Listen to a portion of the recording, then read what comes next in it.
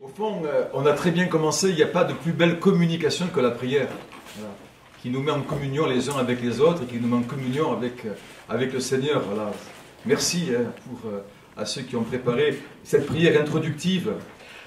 Alors certes, j'interviens comme président du Conseil pour la communication de la CEF, mais je vous rassure, je ne suis pas un archange de la communication. Il y a encore. Mais j'interviens surtout parce que, comme vous, je suis un modeste utilisateur donc, du web. Et bien sûr, comme vous aussi, voilà, ça me questionne, ça met mon esprit en réflexion, ça me donne des idées. Donc voilà, c'est un petit peu cela que je vais vous partager parce que ma responsabilité au Conseil pour la communication ne me donne pas nécessairement toutes les compétences pour en parler savamment. Voilà. Et je pense même que d'autres ici sont plus capables que moi et plus qualifiés que moi pour le faire. Voilà en préambule. Mais, je crois que ce qui nous intéresse tous et toutes, et qui donne du sens à notre rencontre, c'est ce rapport que l'Église entretient désormais avec ce continent numérique, comme je crois l'a nommé le pape Benoît XVI. Et quand je dis cela, je dis qu'il n'y a pas de retour en arrière possible.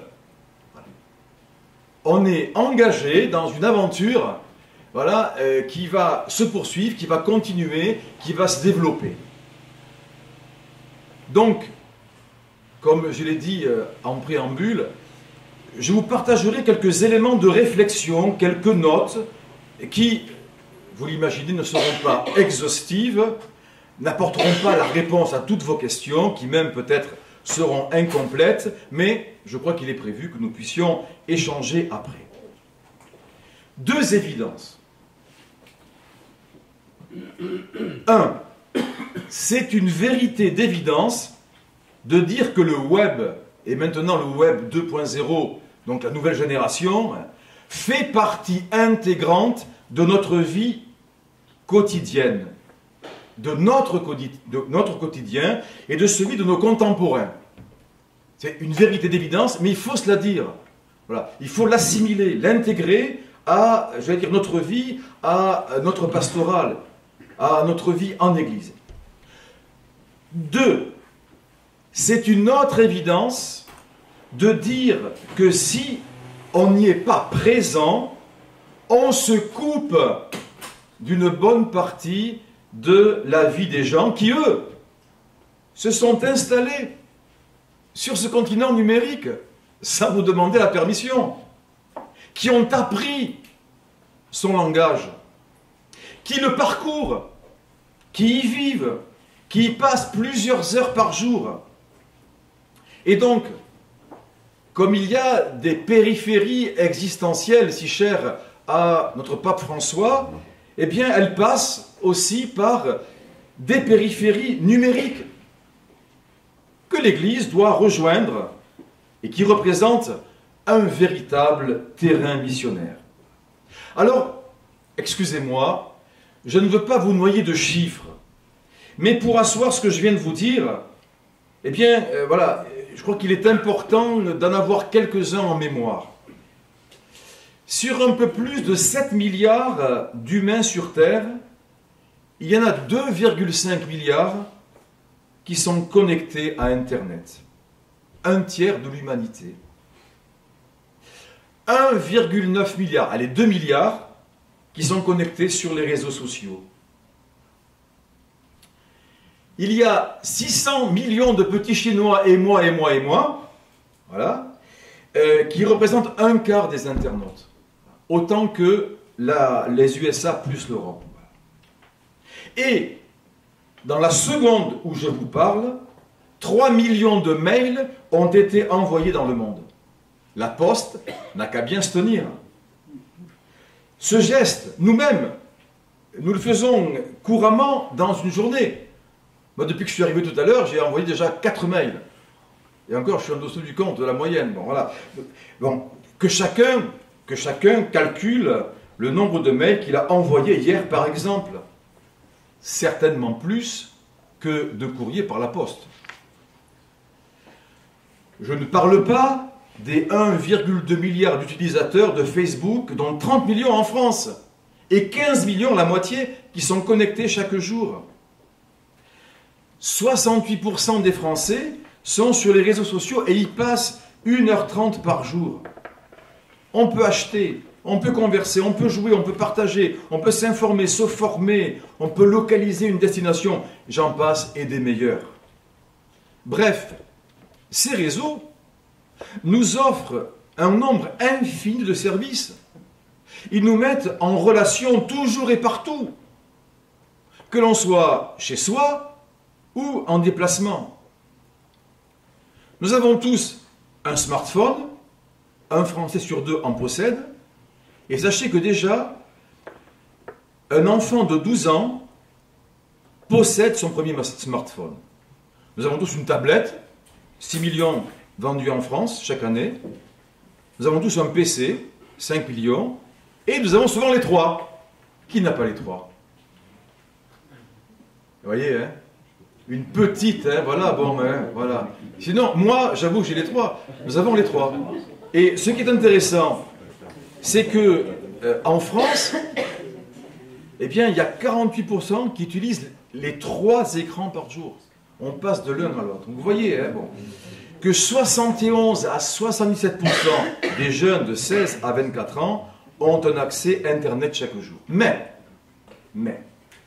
ce continent du numérique a aussi ses pauvres. Et je ne sais pas si vous l'avez entendu avant-hier, 27% des gens de plus de 60 ans n'ont pas accès à Internet. Et ce qui est intéressant, c'est que ce sont les petits frères des pauvres qui donc, ont fait ce sondage et qui ont donné donc, cette information. Donc, ça veut dire aussi qu'il existe un fossé numérique entre riches et pauvres, comme il en existe partout, sur la base de l'accès ou pas à Internet. Voilà. Internet a aussi ses pauvres. Donc voilà, le décor est planté. Et que nous le voulions ou pas, nous vivons dans ce monde-là. Les magasins où nous faisons nos courses sont connectés.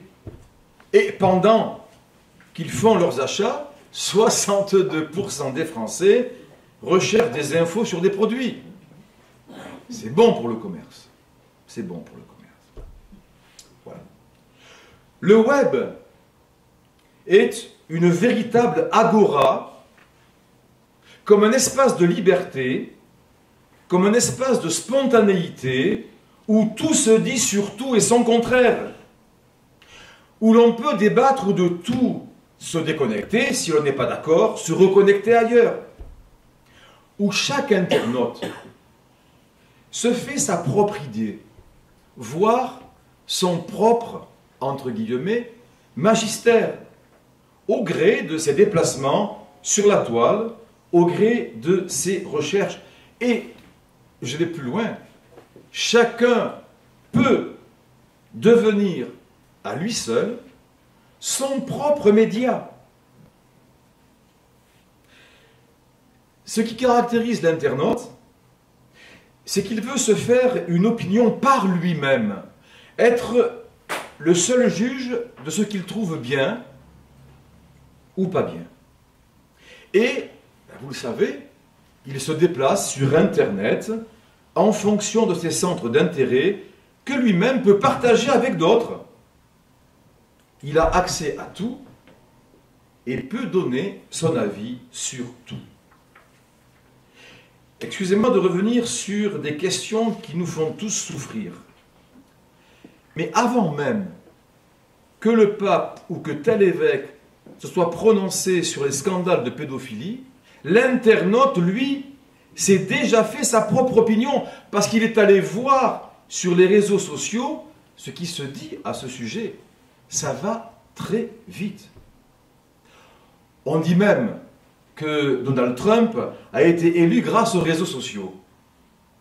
Au passage, vous mesurez le pouvoir des réseaux et aussi de Trump, qui doit donc une grande partie de son pouvoir aux réseaux sociaux. Et, franchement, je ne crois pas trop me tromper en disant que petit à petit, si ce n'est déjà fait, les réseaux sociaux vont supplanter la presse écrite, audio ou télévisuelle. En clair, cela signifie que l'internaute exerce son jugement à partir de ce qu'il va découvrir sur ces réseaux sociaux auxquels il est connecté, même pour voter. Acte sérieux, acte grave, pour élire ses responsables. Mais, dans tout ce que je viens de dire, il n'y a pas que du négatif. Et même, tout cela traduit un besoin chez l'internaute de communiquer, un besoin de rencontrer, et j'irai jusqu'à dire le besoin d'un dialogue authentique, interactif. Ça circule beaucoup sur la toile, ça parle, ça partage, ça échange, ça achète, ça vend. Une limite, toutefois. J'ai employé le mot de magistère tout à l'heure.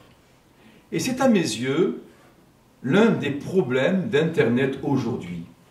Et c'est là que l'Église a toute sa place pour éclairer et éveiller les consciences. Il n'y a pas de magistère sur Internet, sinon celui que chaque internaute se fait.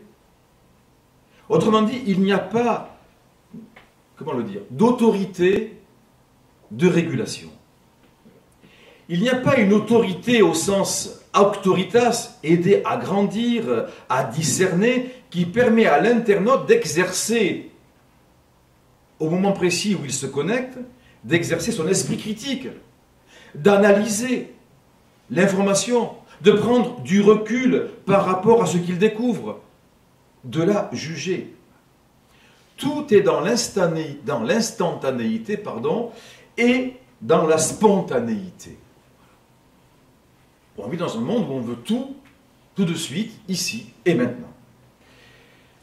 Regardez, combien de personnes sur YouTube ont vu le clip du chanteur rap qui veut pendre tous les blancs avant qu'on le retire de la toile, quelques jours après, certainement des centaines, des milliers, c'est fait.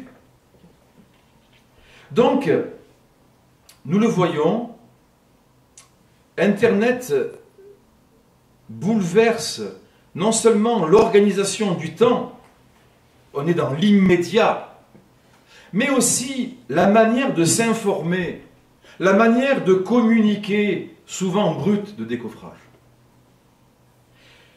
Un document, pour le coup du magistère, est écrit en 2002 et que j'ai trouvé visionnaire sous la plume d'un certain monseigneur Follet, qui était alors président du Conseil pontifical pour les communications sociales. Et écoutez bien, ça a été écrit en 2002, il y a 16 ans. Écoutez ce qu'il écrivait. Internet ne concerne pas seulement la façon dont les gens communiquent, mais la façon dont ils conçoivent leur vie. En 2002. Donc, il voyait juste, et loin. Mais quand on est à Rome, en général, on voit juste et loin, Monseigneur. Il y a des visionnaires. Bon. Donc, vous voyez, et dans cette même lettre, vous la trouvez sur Internet, hein, voilà, vous tapez Follet, communication sociale, vous allez tomber dessus. Hein. Dans cette lettre qui mérite d'être lue, il souligne les changements révolutionnaires déjà. Et ce sont ses propres termes. Il dit qu'Internet va apporter dans le commerce, dans l'éducation, la politique, le journalisme. En 2002 déjà, j'en parlais à l'instant. Les relations entre nations, la culture, va apporter des changements révolutionnaires. Parce qu'Internet, qu'on le veuille ou pas, crée sa propre culture, crée son propre langage, crée un certain mode de vie. Et déjà Saint Jean-Paul II qualifiait Internet d'aréopage des temps modernes. Alors, vous l'avez noté vous-même, le web s'est transformé depuis ses débuts. Et en se transformant, eh bien, il a transformé notre société. Notre manière d'être dans notre relation qui devient, notre relation au monde, pardon, notre manière d'être dans notre relation au monde, qui devient un véritable village numérique. Transformer notre manière aussi d'interagir avec ce monde. Mais une transformation n'est pas nécessairement mauvaise dans ce domaine-là. Elle a aussi du bon et du positif. Et donc, je répète autrement ce que je disais tout à l'heure, ce continent numérique est pour l'Église une terre de mission. Il faut qu'on l'entende. Même si on a des résistances, il faut qu'on l'entende. Et croyez que moi aussi j'ai mes résistances. Une terre de mission. Ce continent a besoin de missionnaires des temps nouveaux, d'évangélisateurs. Et c'est comme pour tout missionnaire. Quand ils partent dans un pays étranger, ils apprennent la langue et la culture de ce pays. Et en écrivant cela, je pensais à l'apôtre Paul, l'apôtre des nations. À son époque, il a utilisé et il a communiqué avec tous les moyens modernes à sa portée. Il n'en a négligé aucun pour sillonner le bassin méditerranéen. Les routes, les ports, les voies maritimes, les places, l'aréopage, tiens. Et même Monseigneur, j'ai dû oublier encore d'autres voies de communication qu'a utilisé Saint Paul. Les lettres. Merci, voilà. Les épîtres, les lettres. Merci, oui. C'est le plus important. Merci de me le rappeler. Les lettres. Les lettres. Vous voyez?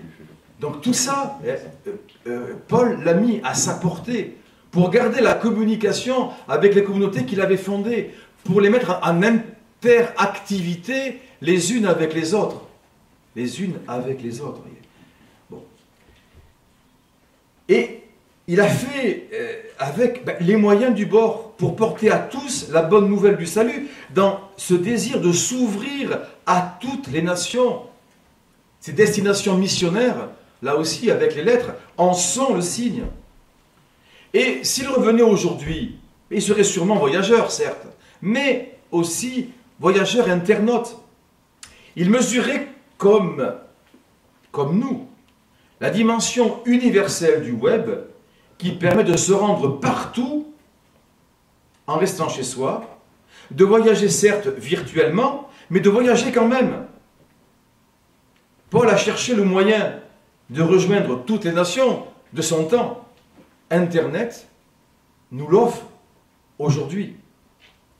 Vous voyez, il y a sur la toile vraiment un monde à évangéliser. Et cette dimension, je crois, ne peut faire que le bonheur de notre Église, voilà, qui, j'allais dire, à travers ce média, est invitée à être toujours plus catholique, toujours plus catholique. Donc, je viens de vous le dire, l'Église doit être en première ligne, mais à certaines conditions. Là, je reviens à des choses qui nous touchent plus directement, non pas ce que je vous ai dit ne nous touche pas directement, mais à certaines conditions. Pour qu'un site paroissial, pour qu'un site diocésain, de service ou de mouvement, soit vraiment missionnaire, il est nécessaire d'abord qu'il ne soit pas le ou que le prolongement du bulletin diocésain ou du bulletin paroissial ou de la lettre info du service et du mouvement. Certes, l'internaute il veut des renseignements. Mais il veut plus que ça. Nos sites doivent permettre un espace de dialogue, de rencontre. Nos sites doivent inviter, à un dialogue interactif, créer des espaces de connexion où les personnes puissent s'approcher de la foi et puissent aborder les questions les plus profondes pour elles. Nos sites, réfléchis là-dessus, doivent utiliser un vocabulaire compréhensible. Le pape François insiste beaucoup sur la compréhension du langage, la simplification du langage. Ça ne veut pas dire un langage simpliste. Simplifier, ça ne veut pas dire rendre simpliste. Hein. Mais un vocabulaire compréhensible pour celles et ceux qui vont se connecter. Certains mots, par exemple. Bon, j'en prends 3. Mystagogie. Homélie. Kérigme, je vais te en parler pour les tweets. Kérigme. Même pastoral. Allez-y. Homélie. Homélie, voilà, je l'ai dit. Évêque. Non, évêque. Vous avez rencontré des confirmants déjà? Oui. Eh bien, lorsqu'un évêque rencontre un confirmant, pour eux, on est un extraterrestre. Le prêtre, à la rigueur, qui les accompagne. Le curé de la paroisse, à peu près encore. Mais alors, l'évêque, voilà. Un jour, j'ai demandé à un confirmant, c'est quoi pour toi un évêque? Il me dit, c'est un monsieur qui a une toque sur sa tête. Parce que son père était cuisinier. Ah, une toque. Une toque sur sa tête. Vous voyez, bon, il faut dire quand même que parfois, on ne sait pas d'illusion. Voilà. Voilà. Donc, vous voyez, le vocabulaire. Parce que ces mots, à nous, ils nous sont familiers. On les connaît, on peut les définir. Mais comment on va les définir et les traduire dans la langue de l'internaute, qui ne connaît pas notre vocabulaire? Voilà. Là, c'est un défi. Et je vous avoue que moi, je n'ai pas encore appris cette langue. Je n'ai pas encore appris cette langue. Voilà. Parce que je suis marqué par ma génération. Voilà. Mais je pense que c'est un défi aujourd'hui pour les plus jeunes générations d'entre nous. Moi, je vois la facilité avec laquelle mes séminaristes, voilà, ils savent communiquer sur Internet, quoi. Ils savent trouver les mots. Voilà. C'est plus compliqué pour une génération, j'allais dire ma génération, voilà, c'est plus compliqué. Voilà. Et en plus de ça, bon, je vous l'avoue, mais vous m'absoudrez, j'espère, voilà, merci Monseigneur, voilà, voilà, il faut que je fasse vraiment un gros effort pour m'y mettre. Ça me coûte. Il faut dire la vérité, ça nous coûte. On n'a pas été dans cette culture-là, Moi, je n'ai pas grandi dans cette culture-là. Et donc, c'est une nouvelle culture qui a le droit de nous faire peur. Tout à l'heure, je vais revenir sur la peur. Donc, l'Église, vous voyez, l'Église, nous sommes habitués à parler. Qu'est-ce que je fais là? Je vous parle. Et vous m'écoutez. C'est magnifique, quand même. Voilà. Or, et ça a été étudié, ça, la capacité de connexion d'un internaute sur un réseau social est très courte. Même pas la longueur d'une homélie. Même pas. Même pas. Je vais y revenir aussi, vous allez voir. Même pas, vous voyez. Donc c'est de l'ordre de quelques minutes, au maximum, quelques secondes, au minimum. Et donc, vous voyez, sur un site, l'internaute ne prendra pas le temps d'aller chercher sur un dictionnaire la définition des mots. Non. Même s'il y a un dictionnaire avec les moteurs de recherche, on trouve tout ce qu'on veut. Bon. Donc, mais ça veut dire, là c'est un défi aussi, hein, bon. Et en vous le disant, je n'ai pas forcément la réponse. Parce que moi je me sens mal à l'aise aussi, hein, je vous le dis humblement. Hein. Ça veut dire qu'il faut inventer notre forme de prise de parole. Il faut que sur Internet, il y ait des voix fortes et engagées qui sachent témoigner de leur expérience, capables de proposer à leur interlocuteur la rencontre avec le Christ, mais dans ce langage-là. Alors, là, j'illustre un petit peu ça. Monseigneur Hervé Giraud, qui est un de nos frères évêques, qui est archevêque de Sens-Auxerre et qui est prélat de la Mission de France, lui a relevé le défi. Voilà. En tweetant chaque jour une homélie en moins de 5 lignes. Ça vous fait rêver. Ça vous fait rêver, hein. Moi aussi. Ça nous fait rêver quand même. Il a compris. En moins de 5 lignes, il vous tweet une homélie. Allez voir son site, voilà. Pourquoi? Parce que chaque jour, et ça c'est important, Monseigneur Hervé Giraud, G-I-R-A-U-D, voilà, vous tapez Hervé Giraud tweet, vous allez tomber tout de suite sur... ou tweet Homélie, vous allez voir, il est un des rares qui le fait quand même, voilà. Parce qu'il faut avoir le... Voilà, et tous les jours, à tous les jours. Hein. Voilà. Monseigneur Carré n'est pas loin, il fait des courtes homélies. J'ai expérimenté. Voilà. Alors, et c'est intéressant, pourquoi ce défi? Parce que chaque jour, l'Église a une bonne nouvelle à annoncer. Chaque jour. Et donc il a compris. Voilà. Donc allez voir son compte Twitter. Sur Twitter Homélie. Parce que l'internaute, vous voyez, lui, il vit dans l'instantanéité et dans la rapidité. Et donc il faut s'adapter. Sinon, comme disait ma grand-mère, ou tu t'adaptes ou tu quittes le pays. Voilà, il faut s'adapter à ce continent. Et alors, parce que nous, moi, je me mets, voilà, j'ai tendance à considérer que ce qui est court, et donc pas long, est superficiel. Voilà. Et qu'on va jouer sur l'émotion. Et donc, on a tendance à préférer de longs développements. Mais, cela peut servir pour une recherche précise, en termes de culture, en termes de théologie, etc., en termes de droit, donc voilà, on peut faire une recherche. Mais, pas pour l'internaute moyen. Et vous voyez, déjà, dans le Nouveau Testament, sans le savoir, il y avait des tweets. Le kérigme, c'est un tweet. Ce Dieu, ce Jésus que vous avez crucifié, Dieu l'a ressuscité. Point. Voilà. Des versets de psaume. Donc déjà, la matrice du tweet, on peut la trouver également dans le Nouveau Testament et dans l'Ancien Testament. C'est le format d'un tweet. C'est le format d'un tweet. Ceux du pape François sont de 3 lignes. Et 27 millions de followers par jour. Or, dites-vous bien que si vous touchez une assemblée de 600 personnes, ça arrive grâce à Dieu, le tweet, en touche 15 000. Vous voyez le rapport? 15 000. Et Benoît XVI, pas Benoît XVI, analysait le tweet. Et il écrivait ceci: dans la substance de brefs messages, le tweet, souvent pas plus long qu'un verset biblique, on peut exprimer des pensées profondes, à condition que personne ne néglige le soin de cultiver, quoi? Sa propre intériorité. Je répète cette phrase, elle est très belle, et illustre bien ce propos.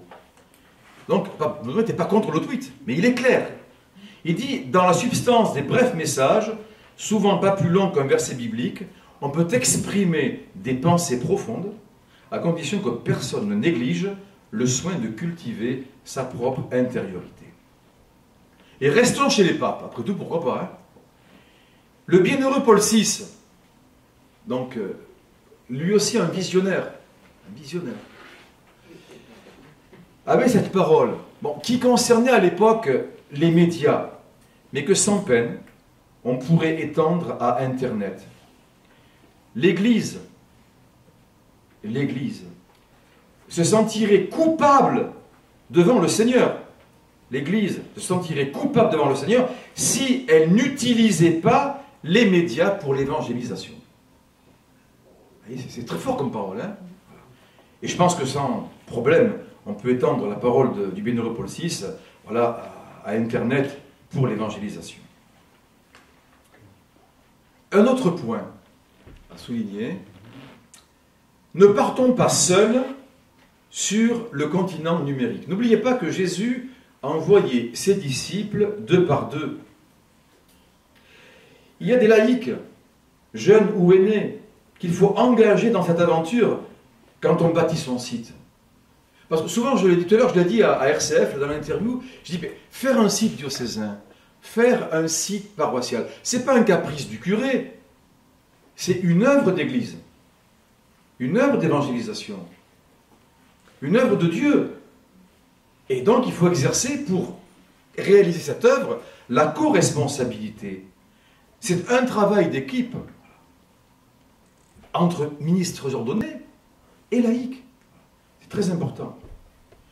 Ensuite, j'allais dire que par rapport à un site, c'est pas un fourre-tout, un site paroissial ou un site diocésain. Parce qu'il y en a qui sont imbuvables. Voilà. Il y a tellement de choses qu'on ne sait pas où s'orienter. Voilà. Et je crois qu'il est important de préciser quel objectif on veut atteindre, qui on veut atteindre, Simplement nos fidèles ou les périphéries numériques dont je parlais tout à l'heure. Qu'est-ce que l'on veut faire avec eux? Et ne communiquer qu'une information, c'est bien, mais ouvrir un espace de dialogue et de commentaires pour que les gens puissent s'exprimer, c'est mieux. C'est mieux.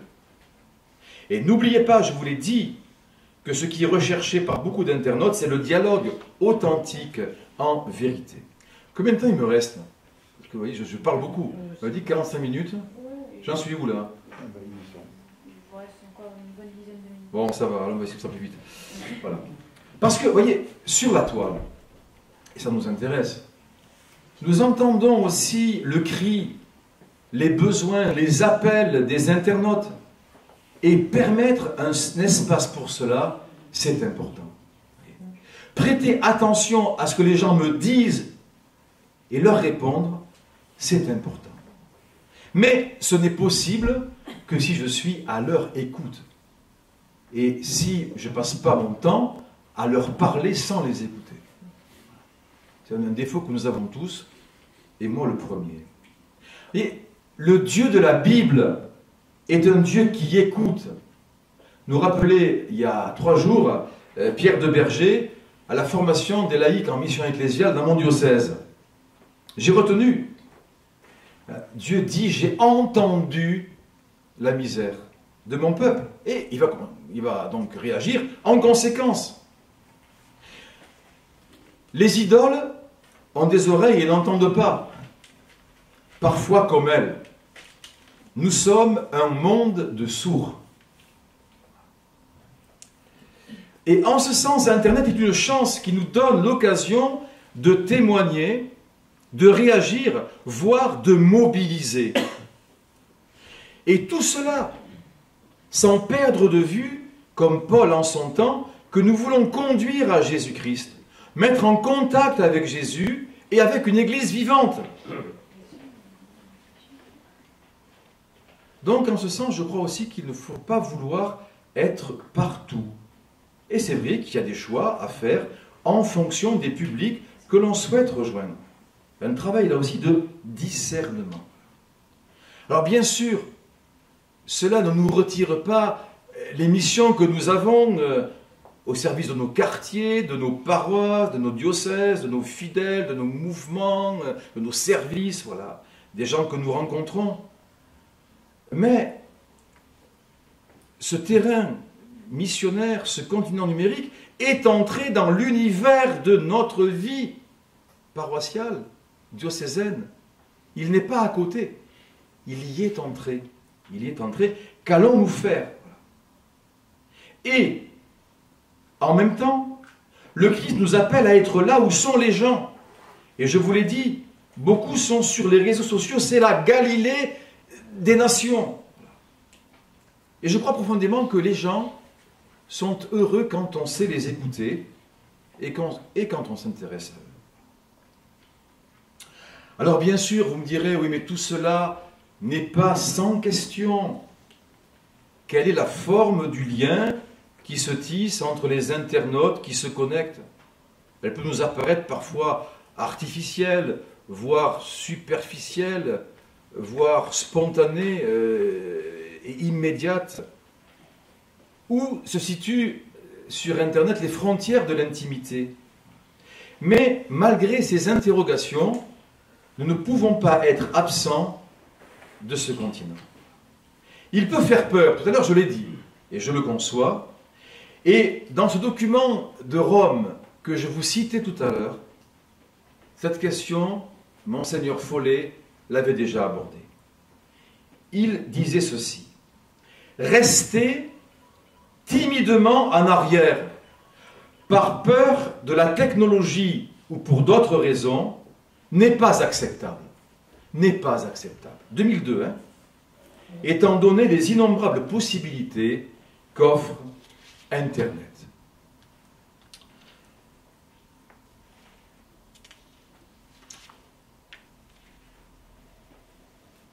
Je vais conclure. J'ai encore un peu de temps? Bon, ce que je voulais dire maintenant, vous l'aborder un petit peu, avec vous, dans l'échange. Voilà. Merci, c'est une bonne lecture. Il y a toutefois deux tentations. Deux tentations, celle de la fuite dans le virtuel, que je voudrais évoquer avec vous, et la tentation sur Internet de se donner une mission.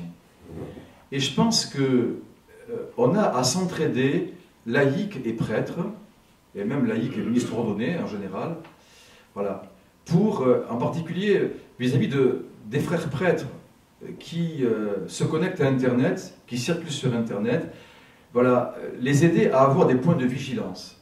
Des points de vigilance. On a un devoir réciproque, je crois que c'est important. Voilà. Donc je voudrais aborder avec vous ces deux tentations. C'est une note qu'on a sortie, là, parce qu'on a créé donc, au Conseil pour la communication un think tank numérique, justement, avec un think tank, c'est on va dire un lieu, vous savez, un think tank où on agite beaucoup d'idées, voilà. Voilà, où on agite beaucoup d'idées, où on pense, voilà. Avec des professionnels donc d'Internet, voilà, pour justement attirer l'attention des frères évêques sur justement la situation des prêtres, voilà, sur le net. Voilà. Et je crois que c'est important aussi que je vous partage un petit peu ces deux tentations. C'est pas, il n'y a aucune accusation, il y a, voilà, c'est pas un jugement, mais je pense, prenez-les comme des points de vigilance pour tous et pour nos frères prêtres. Voilà. En particulier, oui, donc il y a des blogs, hein, donc il y a des prêtres qui tiennent des blogs. Voilà. Vous voyez, il faut partir du réel toujours, voilà. Des malaises qui peuvent intervenir dans nos vies et dans la vie de nos prêtres, voilà. Celui de nos frères prêtres qui a des difficultés relationnelles avec son évêque, ça existe. Avec le pape aussi, avec les fidèles, ça existe aussi. Voilà. Celui qui a ces difficultés relationnelles les plus importantes trouvera toujours sur Internet une poignée d'inconditionnels pour le maintenir, dans la conviction qu'il a raison et qu'il ne se trompe pas. Voilà. Mais ça peut arriver, ça à tout le monde. Hein. Voilà, ça peut arriver même aussi à des blogueurs non prêtres.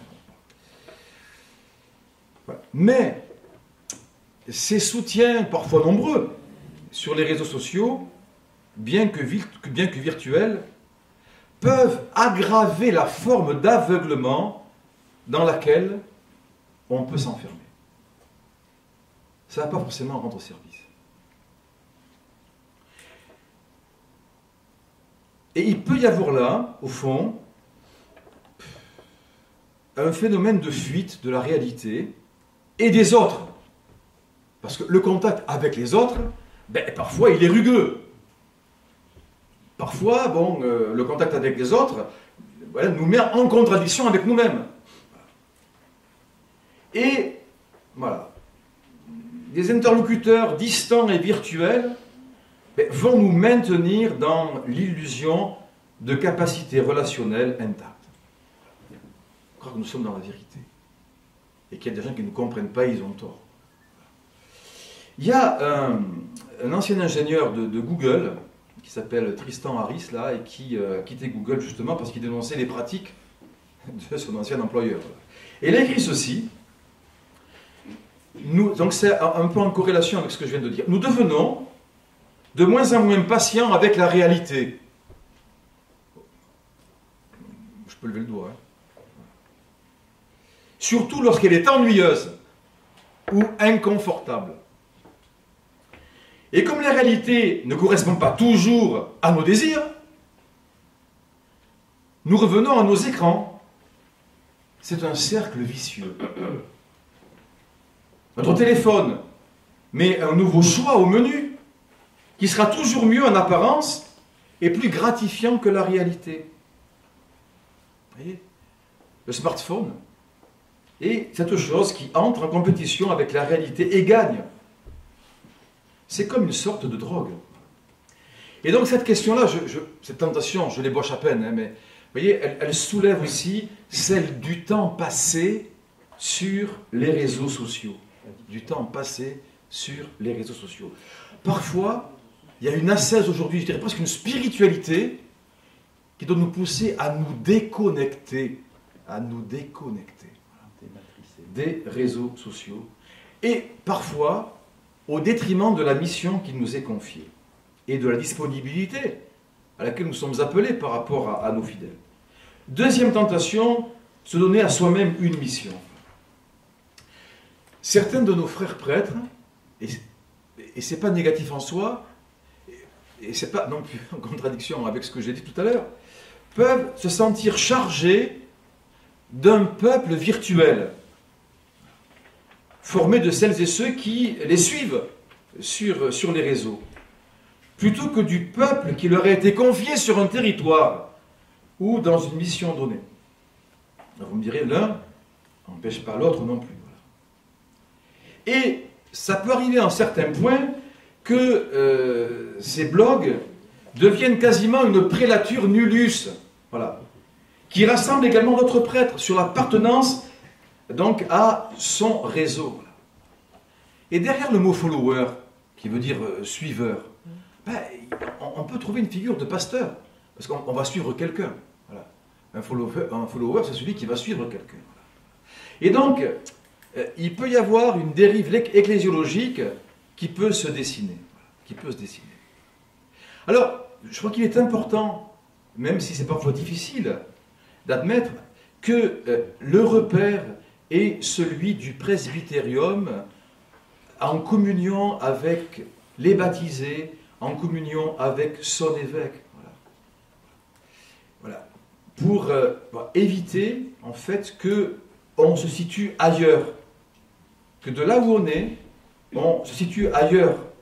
Où on va être aussi en fonction de nos affinités intellectuelles, pastorales ou liturgiques. Voilà. Et ces questions, si vous voulez, je crois, par rapport à notre réflexion aujourd'hui, elles doivent justement voilà, être une occasion stimulante pour effectuer un approfondissement ecclésiologique sur l'identité de l'Église locale, à partir de ces questions-là. Bon, là, je vais passer et je conclus. Alors, je conclus en disant qu'avec ces tentations, bon, avec, j'allais dire, ces risques que j'ai évoqués, avec ces questions, ces interrogations, néanmoins, les réseaux sociaux représentent une chance pour l'Église. Leur accès est très simple, quasi universel, quasiment gratuit. Il donne la possibilité de diffuser une information très rapidement à un grand nombre de personnes et ainsi de mobiliser, pourquoi pas autour d'un projet ou d'un événement. Ces réseaux permettent de s'ouvrir à quasiment toutes les sources de la connaissance.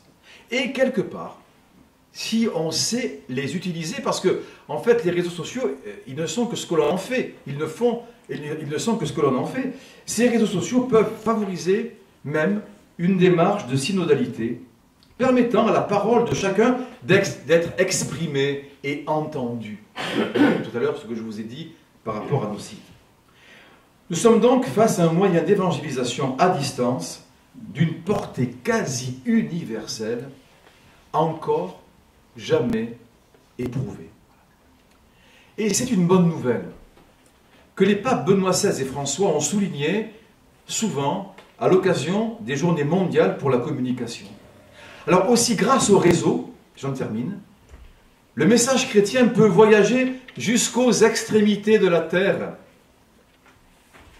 Ouvrir les portes de l'Église signifie aussi les ouvrir dans l'environnement numérique.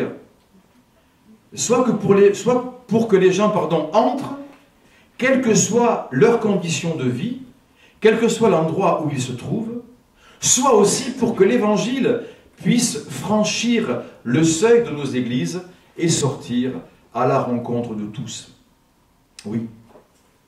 La communication contribue à façonner la vocation missionnaire de l'Église tout entière. Et les réseaux sociaux sont aujourd'hui l'un des endroits pour vivre cet appel à redécouvrir la beauté de la foi, la beauté de la rencontre avec le Christ. Et permettez-moi de terminer par un aveu personnel. Moi, je me sens comme Moïse qui meurt avant d'entrer en terre promise. Mais, qu'il a vu de loin, mais qu'il a vu quand même, depuis le monde est beau. Je mourrai avant d'entrer complètement en terre numérique. Mais je l'aperçois. Et mon cœur se réjouit, parce que ma joie, c'est que des disciples missionnaires y entreront, et pour beaucoup, ils sont déjà entrés. Je vous remercie de votre attention.